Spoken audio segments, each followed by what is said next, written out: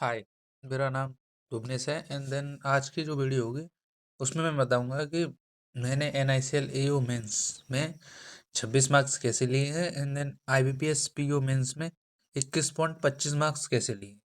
ठीक है, तो पहले आप मेरे मार्क्स देख सकते हैं। जैसे आप देखोगे यहाँ पे तो ये NICL AO के मार्क्स हैं, आप देख सकते हो आराम से।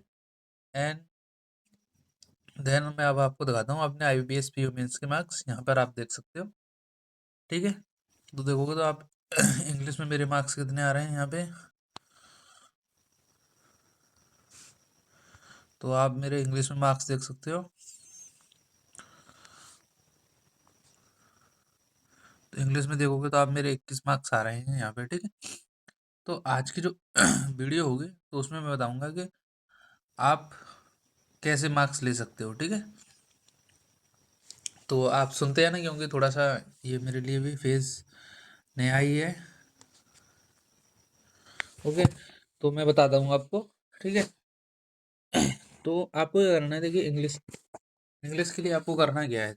सबसे पहले आप इंग्लिश का सिलेबस समझेंगे तो वहाँ पे आपको जो आरसी आ रही है 10 नंबर की आरसी आ रही है। ठीक है, मैं प्री की बात कर रहा हूँ, ये 10 नंबर की आरसी प्री में आ रही है, मेंस में 10 या 15 नंबर हो जाते हैं। ठीक है, अब आते हैं हम एरर पे।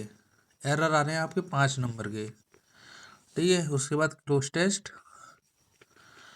टेस्ट या फिर उसको मान लो आप बर्ड स्वैप, वो एक ही बात हो जाती है, क्योंकि दोनों में ही जो हमें काम लग रहा है, मतलब हमारे लिए जो यूजफुल है वो वोकेब है।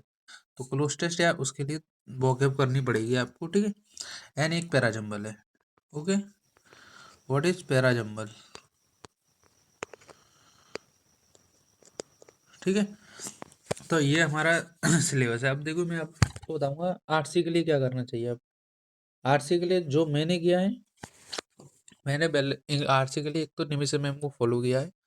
जितनी भी मेरी जर्नी जर्नी रही है बैंकिंग की, तो उसमें मैंने इंग्लिश के लिए क्या किया है, मैम को फॉलो किया है, निमिषा मैम को। ठीक है, वो उनके लेक्चर आते हैं, सीधा वो आरसी का 1 वीक का लेती हैं। और उसके साथ ही मैंने एक चीज़ और की थी।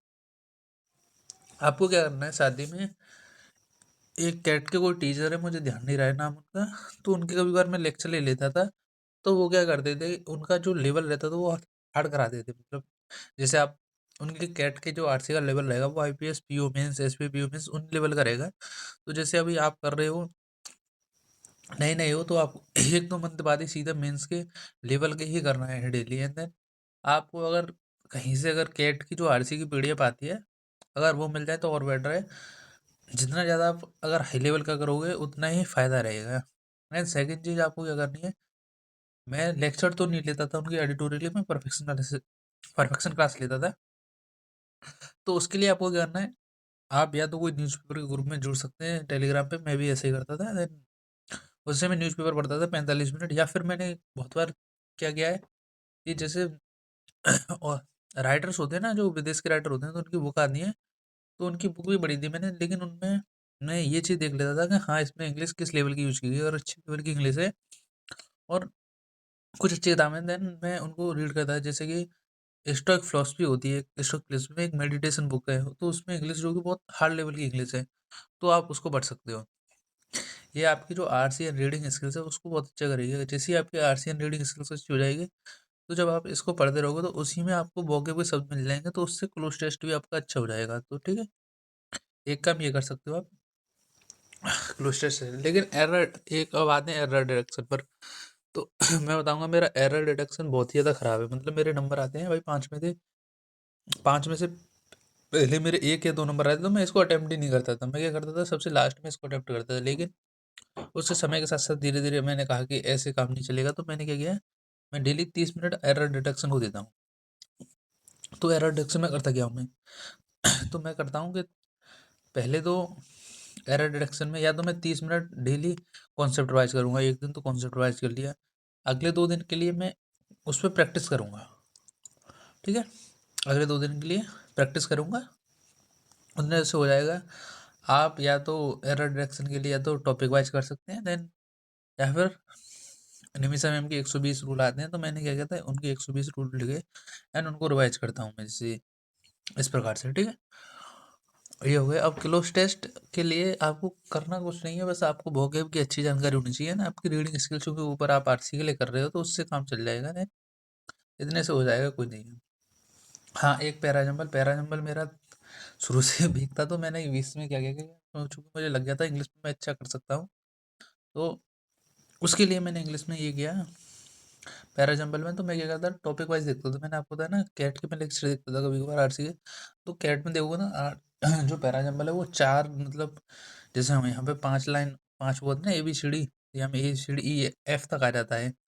ABCD 5 वर्ड का 5 मतलब 5 लाइन का आता है, जैसे अपन प्री में देखेंगे तो बैंक में। लेकिन कैट में 4 लाइन का आता है बस, खाली ABCD करके। तो वो 4 मिनट, लेकिन उसका लेवल जो होता है वो बहुत ज़्यादा हार्ड होता है। अगर आप उस लेवल को बना पा रहे हो ना, तो बैंक जो प्रीलिम्स है उसमें आप आसानी से कर दोगे, बहुत आसानी से। तो मैं आपको, चूँकि 6 मिनट की वीडियो हो चुकी है, तो मैं आपको सजेशन दूँगा कि आपको क्या करना चाहिए वास्तव में। अभी मैंने अपनी स्टडी बता दी, अब मैं बताता हूँ आपको क्या करना चाहिए। देखिए मेरे हिसाब से आप में से बहुत से स्टूडेंट होंगे, तो जो मैं सजेस्ट करूँगा आपको, जो मैंने भी बीच में कहीं मेरे को नंबर कम आ रहे थे एंड इंग्लिश में कमज़ोर होंगे, तो ऐसा है कि मैं भी अभी इंग्लिश में उतना हूँ नहीं तेज़, क्योंकि मेरे 21.25 नंबर हैं, जो कि ज़्यादा नहीं है। मेरे को लगता है मैं और अच्छा कर सकता हूँ। जैसे NICLU में मैंने दिखाया आपको 26 नंबर थे, तो मुझे लगता है कि और मैं अच्छा कर सकता हूँ। मेरी अभी स्पीड थोड़ी-सी कम लगती है मेरे को, मतलब मैं क्वेश्चन अटेम्प्ट ज़्यादा कर सकता हूँ, लेकिन हो नहीं रहे हैं, मतलब समझ रहे हो? तो अभी मैं आपके ऊपर आता हूँ, आपको क्या करना चाहिए? देखिए, आपको सबसे पहले, अगर आप बिल्कुल बिगिनर हैं, मैं मान के चल रहा हूँ जैसे आपको अभी तैयारी को 1 या 2 मंथ हुए हैं, ठीक है? मैं उस हिसाब से बता रहा हूँ। उसके बाद आप अपने हिसाब से देख लें। तो अब अगर आपकी तैयारी को 1-2 मंथ हुए हैं, तो मेरे हिसाब से आपको जो करना चाहिए, आप डेली 1 मॉक टेस्ट दो, ठीक है? 1 मॉक टेस्ट दो 3 या 4 दिन तक, 4 दिन तक दे लिए। उसके बाद क्या करना है, आपको एक लिस्ट बनानी है, जैसे इंग्लिश की लिस्ट बना ली है, तो उसमें आपको टॉपिक लेने हैं। अरे यार, ये एरर डिटेक्शन मेरे नहीं हुआ था उससे, इस मॉक टेस्ट में मेरा ये पैराजम्बल नहीं होता, तो आपको ऐसा लगेगा यार मेरा ये कम मेरा एरर डिटेक्शन 4 में से 3 मौकों में नहीं हुआ है, तो मतलब आपको पता चलेगा हाँ मेरा एरर डिटेक्शन कमज़ोर है। ऐसे ही आपको पैराजम्बल, ऐसे क्लोज टेस्ट, तो आपको पता चल जाएगा कि धीरे-धीरे करके कि हाँ यार, मैं इन विषयों में कमज़ोर हूँ, तो आपको फिर टॉपिक वाइज़ लेके जाना है, ठीक है? एक चीज़ तो ये हो गई, तो आपको पता नहीं चलिए आप किस टॉपिक में कमज़ोर हैं। सेकंड चीज़, आप 20 मिनट का आपने मॉक दे लिया, 10 या 15 मिनट एनालाइज़ कर लिया, 30 मिनट के लिए आप क्या करो, एरर डिटेक्शन करो डेली। अगर आपका मौजूद है तो आप छोड़ सकते हो, कोई दिक्कत नहीं है, वो आपके ऊपर है। पर अगर आप बिगिनर हो तो बिल्कुल go for it, error detection करो। एंड देन तीसरी चीज़ आपको क्या करनी है, डेली एडिटोरियल सेल्फ रीड करो। आई थिंक सेल्फ रीड में मैं आपको सजेस्ट करूँगा, आप पढ़ो 48 लॉ ऑफ पावर नाम से एक बुक आएगी, उसको पढ़ो। उसकी इंग्लिश काफ़ी अच्छी थी, मैंने पढ़ी है खुद, पूरी बुक तो पढ़ी है मैंने, पूरी बुक नहीं पढ़ी पर हाँ पढ़ी है मैंने, बहुत पढ़ ली मैंने वो। तो उसको पढ़ना आप, उससे उसमें जो वर्ड हैं वो काफ़ी अच्छे वर्ड हैं, क्योंकि जो ऑथर है रॉबर्ट ग्रीन, वो थोड़े से पुराने ख्याल के हैं, तो उनमें जो इंग्लिश के वर्ड हैं वो काफ़ी अच्छे हैं। जैसे आप जितने भी आप 3-4 महीने 5-6 महीने के बाद आपको जो वर्ड मिलेंगे ना अपनी वोकैब में पढ़ पढ़ के, वो आप वर्ड आपको वहीं से एक ही बार में मिल जाएंगे। अगर आप उस वर्ड को पढ़ते हो तो उस वक्त को पढ़ते रहना आप 45 मिनट एक, तो आप इस प्रकार से एडिटोरियल ना करके उसको कर लेना, उससे काम चल जाएगा। उससे क्या होगा कि जिसमें उन्होंने वो लिखा है ना, तो उसको जो लेवल है ना वो IBPS क्लर्क मेंस लेवल जैसा है। तो आपको क्या डर नहीं लगेगा, जैसे आपके पास हार्ड पैसेज आ गया तो आपको डर नहीं लगेगा, ठीक है? एक चीज़ ये भी ध्यान रखना। और ये एक चीज़ हो गई, ये हो गई। एंड उसके बाद आप एक परफेक्शन का लेक्चर ले लेना, इतने से काम हो जाएगा आपका, ठीक है? All the best. अगर आपका कोई भी क्वेरी हो क्वेरी हो या क्वेश्चन हो, तो आप अपने मेरे कमेंट में डाल देना, I will definitely check it out. Okay, bye.